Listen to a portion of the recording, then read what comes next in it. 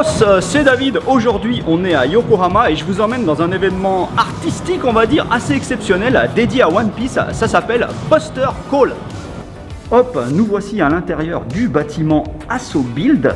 Alors, désolé, j'ai pas de t-shirt One Piece parce que je suis un ancien, donc je troll un peu avec Harale. Et aujourd'hui, j'ai un masque, hein, forcément, on est à l'intérieur.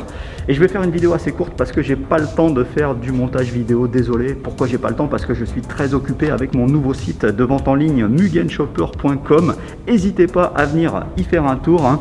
On vend de tout, pas seulement des figurines One Piece, etc. On a aussi de l'électronique, du kawaii, du jeu vidéo, de la bouffe, etc., etc. Et surtout un service de personal shopper pour trouver n'importe quel produit que vous recherchez au Japon. Voilà, désolé pour cette petite parenthèse publicitaire. Pour en revenir à cette expo Buster Call, je suis sûr que vous savez tous ce que c'est. Dans One Piece, c'est le signal qui fait débarquer toute la marine avec les amiraux les plus forts qui viennent tout défoncer. Et là, c'est quand même un événement assez incroyable parce qu'il y a plus de 200 artistes internationaux qui ont été appelés pour proposer chacun une œuvre en hommage à One Piece. Du coup, l'expo est assez grande, hein, et c'est super stylé. Vous pouvez voir par exemple derrière moi cet excellent et énorme Denden Mushi. Alors comme il y a beaucoup trop d'œuvres ici, je vous fais juste un petit best-of en commençant par du très très lourd. Et oui, je sais, vous voyez ça et vous vous dites le respect pour One Piece est mort ce soir. Et effectivement, il y a un peu de ça. Qu'est-ce que c'est que cette espèce de tête de mème d'internet avec un Luffy en train de se faire croquer les fesses par un cerf. En plus, l'œuvre s'appelle Ass Eating, même pas je vais vous traduire, l'artiste s'appelle Cookie. Et on va dire en gros que c'est Chopper qui montre toute son affection à Luffy. Là, il y a une zone qui me plaît beaucoup. Alors, il y a 8 écrans géants sur lesquels différentes images s'enchaînent. Alors là, il s'agit de CG, computer graphique, des images de synthèse qui ont été faites par tout un tas d'artistes. Et c'est génial parce que ça permet de voir les persos de One Piece dans un design graphique totalement inhabituel. Ça part dans tous les sens, donc j'ai pas le temps de vous décrire en détail. Mais en tout cas, il y a plein d'hommages non seulement aux persos de One Piece, mais même au premier bateau de l'équipage de Mugiwara. Il y a des dizaines de figurines et petites sculptures dans cette expo. Alors vraiment, ça part dans tous les sens, hein. Aussi bien de l'érotique, hein, avec les persos de One Piece et leurs boobs gigantesques, hein, mais là dans une version un peu découpée. On a du robot, on a quoi de l'émotionnel avec Shanks qui a un peu grossi quand même ici. Et ensuite, je dirais celui qui prend le plus cher dans cette expo, c'est Chopper. On le retrouve avec des têtes pas possibles. Un seul exemple, regardez-moi ça.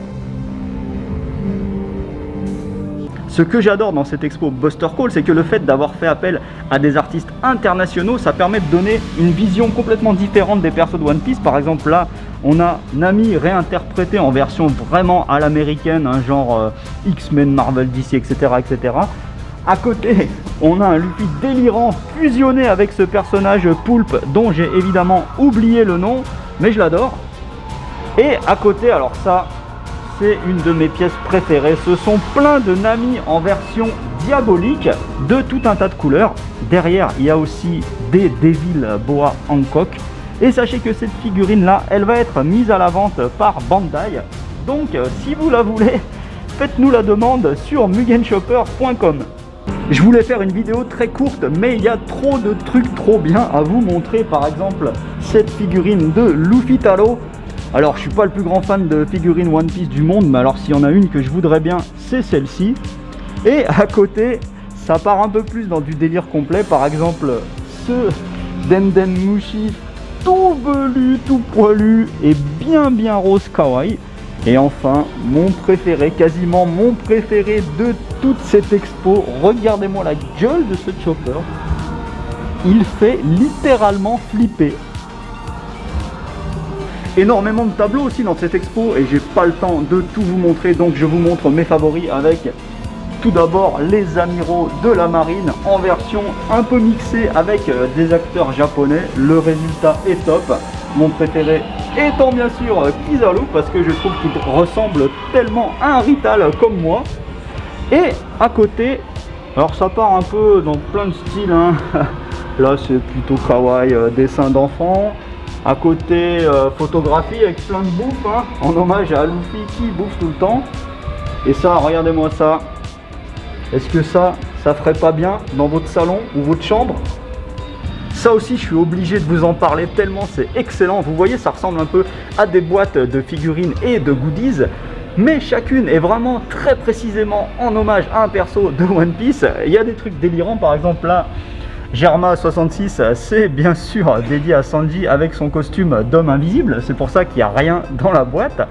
En dessous, on a du Arlong avec les dents de requin. À côté, Akainu et une boîte contenant des roches volcaniques.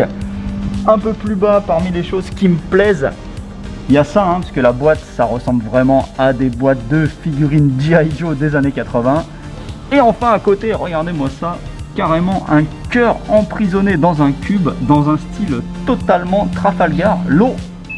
Bon, une fois n'est pas coutume, je finis carrément la tête dans le chiotte à côté de Luffy qui est en train de vomir, soit parce qu'il s'est mis une grosse charge comme ils font souvent dans One Piece et leur banquet, soit juste il a trop mangé. Bref, je voulais aussi vous montrer les goodies, mais c'est pas la peine, hein, les t-shirts, les pulls, tout ça c'est beaucoup trop cher. Le moindre t-shirt est à 65 €. Et à part ça, comme d'habitude, et ben comme d'hab, posez des likes, des commentaires et surtout abonnez-vous à la chaîne. Os